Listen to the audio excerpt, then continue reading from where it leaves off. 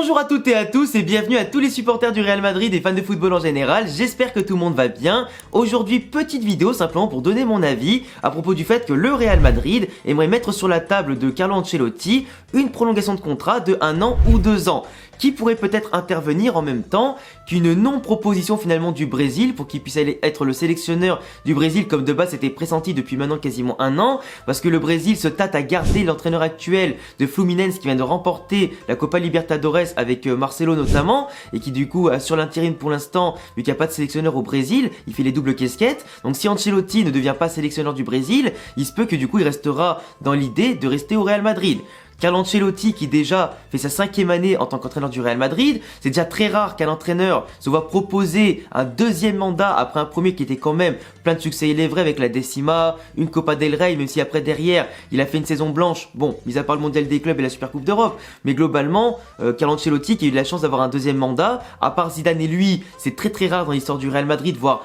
quasiment inexistant. Le fait qu'il ait déjà 5 ans aussi à la tête du club, c'est aussi quelque chose qui est quand même important, parce qu'une longévité comme ça au Real Madrid, même sur 2 mandats, c'est quand même aussi assez exceptionnel, là où les entraîneurs sont souvent sanctionnés après une saison blanche ou très peu de succès et très peu de bon football, en général il dégage assez vite. Donc globalement Ancelotti qui a quand même une bonne relation avec Pérez, avec le board du Real Madrid, qui a la confiance de l'institution, la confiance du vestiaire, il est confiant avec ses joueurs, il en a fait progresser beaucoup, il a un groupe aujourd'hui qui est très jeune et forcément il a envie de construire sur la durée aussi, et le Real Madrid aussi veut les faire éclore dans un schéma de confiance, de dialogue et une relation en tout cas cool avec leur entraîneur, et faire éclore ces jeunes là qui doivent dominer l'Europe et l'Espagne pendant plusieurs années. Ancelotti, il est vrai qu'on le critique beaucoup, mais il est vrai quand même qu'aujourd'hui il a quand même énormément de joueurs blessés dans l'effectif, dans les joueurs importants comme les Courtois, Militao, maintenant t'as Tchouaméni, Camavinga et Vinicius absents jusqu'à 2024, donc forcément t'as plein de pépins comme ça, dans un effectif qui est assez mal construit, qui est assez mal équilibré, même si l'institution du Real Madrid et le board et la direction ont décidé que l'effectif suffirait à aller chercher les objectifs comme une Liga, une Copa del Rey ou bien faire en Ligue des Champions. Faut quand même pas oublier que là avec l'effectif d'aujourd'hui, plein de blessés avec des postes pas très bien couverts et des manques de pointure à certains postes, tu dois lutter contre le Barça et l'Atlético en Liga, et contre Gérone aussi en plus maintenant qui n'a pas de Coupe d'Europe à jouer, tu dois lutter contre City, le Bayern et contre le PSG et pas mal de grosses équipes comme ça en Ligue des Champions. Donc même si tu as déjà remporté une Ligue des Champions en étant plus faible que tes adversaires, quand tu t'appelles le Real Madrid, au bout d'un moment, t'as pas envie à chaque fois d'avoir le dos rond en Ligue des Champions. T'as envie de mater dans le blanc des yeux tes adversaires, les regarder, les tuer avec un football spectaculaire, efficace, tueur et tout ce que tu veux. Mais pas un football défensif, claqué au sol où tu galères à faire la moindre action et sortir le ballon. Ancelotti, c'est vrai qu'on le critique, mais au-delà des blessures, il y a aussi le fait que le Real ne lui a pas donné tout ce qu'on lui pouvait en tout cas lui donner. Entre un attaquant de pointe comme Mbappé, Haaland ou Kane qui ne sont jamais venus, potentiellement un autre ailier qui pouvait compenser justement la blessure de Vinicius ou apporter plus de polyvalence en attaque, on lui a pas donné. Les Alphonso Davies, on lui a pas donné. Un arrière droit pour concurrencer Carvajal, on lui a pas donné. Donc tu vois, il y a des joueurs qu'il voulait pour son système, pour la concurrence et l'équilibre du groupe et faire tourner un maximum, par rapport à des garanties finalement qu'on lui a pas donné. Donc il est forcément obligé de bricoler. Certes, Carlo Ancelotti fait très peu confiance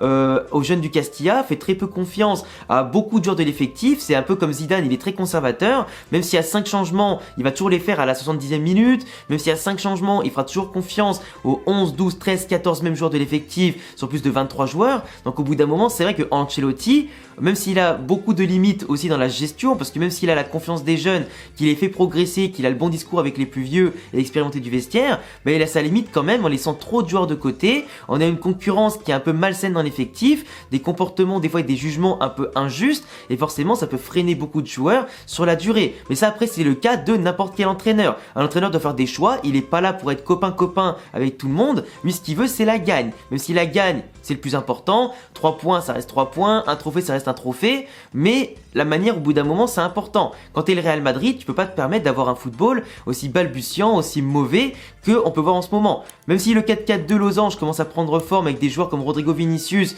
qui comprennent vraiment ce que c'est, Ancelotti se base un peu trop sur les exploits individuels, sur la surperformance de certains joueurs comme Bellingham ou de certains vétérans en tout cas qui font toujours des miracles, mais sinon un football cohérent, on l'a pas à tous les matchs. Même dans les petits matchs des fois le Real Madrid galère et c'est pas pour rien. Et aujourd'hui avoir un football en confiance, dynamique et tout ça, c'est avant tout la priorité du Real Madrid et ce qui doit être mis en place. Ancelotti, oui t'as des absents, oui il a des blessures, mais c'est des fois lui il a une mauvaise gestion, des mauvais choix qui fait que ça précipite des fois le Real Madrid Madrid à sa perte. Des choix tactiques sur des remplacements, sur des compositions, sur des placements, etc., des tactiques défensives ou quoi, ou des, je sais pas, sur des petits ajustements, qui fait que Carlo Ancelotti aujourd'hui, pour moi, dans le football moderne, a quand même un petit peu de mal. Et je suis pas ingrat, parce qu'il nous a rapporté des trophées, des Ligues des Champions, des Copas, des Ligas, mais il faut quand même aussi reconnaître qu'il a des lacunes, tu vois. Et faire en sorte que Ancelotti reste pour une 6e année et une 7e année, surtout quand cette saison, on est touché par la malchance, et que ça risque d'être très compliqué niveau ambition déjà de base, depuis le début avec un mercato pas forcément plein et réussi, même si tu as enlevé des indésirables et t'as pas rajouté quand même beaucoup de joueurs, et qu'on aimerait bien aussi avoir la chance de voir des Arda Güler, tout ça. Voir des Arda Güler, tout ça à plein level, mais au-delà de tout ça, si tu le gardes encore 1 ou 2 saisons, bah tu te compliques la vie. Et moi de base, vous savez, je suis le premier youtubeur français francophone globalement à avoir dit que le Real Madrid doit signer Xabi Alonso comme coach, qui réussit très bien Leverkusen, qui a réussi en tout cas à les sortir de la relégation pour les amener dans les phases qualificatives de la prochaine Europa League. Il les a amenés en demi-finale d'Europa League. Il a raté la qualif à la Ligue des Champions en partant de très loin à seulement quelques points, mais il pouvait pas rattraper le retard, c'était impossible, ou du moins il a failli. Lui, ce qu'il aimerait faire, Xabi Alonso, c'est remporter des trophées cette saison avec Leverkusen. Il est quand même premier de Bundesliga, il a perdu aucun match, il a gagné tous les matchs toutes compétitions confondues et fait un nul contre le Bayern Munich, tu vois. Donc globalement, il a une patte en tout cas footballistique qui est énorme, il fait progresser les jeunes de manière phénoménale. Il a construit un effectif avec des joueurs qu'il a choisis, et donc il sait très bien choisir les joueurs dont il a besoin pour son jeu, avec les profils dont il a besoin. Et globalement, Xabi Alonso, non seulement il a l'œil footballistique et tactique comme quand il était joueur, et voire maintenant encore plus, mais il a ce don de bonifier un club et bonifier toute une structure et un effectif, un collectif qui se bat pour lui aujourd'hui et qui lui rend bien, tu vois. Et Alonso, pour moi, faudrait le prendre directement pour l'apprendre Ancelotti, parce que il a un contrat de base jusqu'à 2026. On sait que Liverpool, que City, que le Bayern ou le Real le veulent absolument pour leur après-coach. City n'a pas de clause spéciale, tout comme Liverpool, le Bayern ou le Real Madrid, qui devront débourser entre 16 à 18 millions pour le faire venir. Mais moi, si je gagne au loto, j'appelle Perez, je lui dis frérot, je te les donne les 18 millions et tu le prends tout de suite. Parce que même si le Real Madrid n'a pas l'habitude de payer les coachs et veut pas dépenser trop sur un coach par rapport à ce qu'il pourrait dépenser en salaire ou en transfert pour d'autres joueurs, bah malheureusement pour moi, je pense que ce serait la meilleure idée à faire. Parce que Ancelotti, merci pour les services, mais pour toutes les lacunes tactiques, du football moderne, de gestion d'effectifs, de progression de certains jeunes, tout ça, moi au bout d'un moment je préfère avoir un jeune coach qui vienne avec un vestiaire aussi jeune, qui va les porter avec un bon discours, son expérience, tout ça, qui va sur 2, 3, 4, 5 ans, même si c'est pas assuré, parce qu'au Real Madrid tu fais une saison blanche et tu dégages, mais s'il vient avec sa patte, avec un peu de temps d'adaptation et qu'il fait exploser tout le monde, contrairement à l'immonde Xavi Ball du Barça, là on aurait le Xavi Ball du Real Madrid, franchement on aurait un truc attrayant footballistiquement, avec une polyvalence tactique, comme il le fait à Leverkusen avec des pistons qui passent des fois, t'as un 4-4-2 qui devient un 3-4-3 ou des fois même un 3-5-2, c'est hyper attrayant comme football. Moi je le vois jouer tout le temps, toutes les semaines, c'est une pure dinguerie à voir jouer. Donc le voir ça au Real Madrid avec le talent qu'il y a, plus quelques retouches qu'il pourra faire et quelques recrues, franchement, qu'est-ce que tu veux de plus? Alors oui, Ancelotti aura en 2024, s'il reste, Mbappé peut-être un Haaland ou je sais pas qui, d'Alphonso Davies, etc.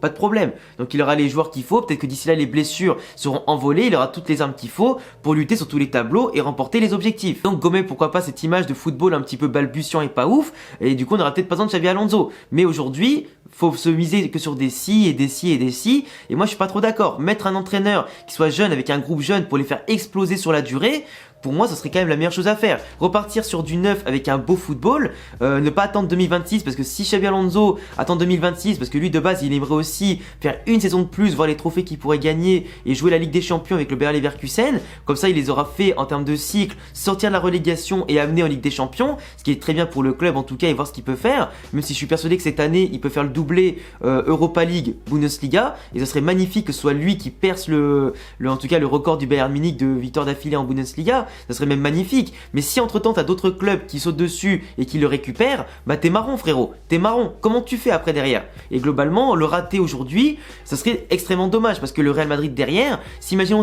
Ancelotti ne veut pas rester, ou finalement ne reste pas au bout des 2 ans de prolongation que tu lui offres, bah tu prends qui derrière? Tu prends qui? Le premier coach qui vient? Tu prends un club qui sera un vieillissant d'ici là, enfin vieillissant, vous voyez ce que je veux dire, il a déjà assez entraîné comme ça, je crois en plus il avait dit que sa carrière n'allait pas durer non plus extrêmement trop longtemps après Liverpool, donc tu vois, c'est-à-dire que tu prendras un coach encore pour 2-3 ans, tu vois, au lieu d'instaurer un cycle de plusieurs années avec le même coach. Si c'est pour changer de coach tous les 2-3 ans, au bout d'un moment ça suffit. Il faut de la stabilité, il faut de l'équilibre, le bon discours pour faire évoluer tous ces jeunes prometteurs et qu'on va encore alimenter avec les Hendrick, tout ça, et quelques jeunes, et pourquoi pas les Nico Paz et tout, et Arda Güler. Mais globalement, tu te retrouves aujourd'hui avec une stratégie qui n'est pas faite à long terme pour le Real. Et pour moi, une réussite, ça passe par le court, le moyen et le long terme. Tu vois ce que je veux dire ou pas? Quand Ancelotti, oui il a des blessures, oui il y a des absents, oui il a pas eu le mercato qu'il voulait, oui il l'aura l'année prochaine son mercato, oui l'année prochaine il y aura peut-être moins de blessures. Mais je trouve qu'un nouveau cycle, avec un nouveau coach,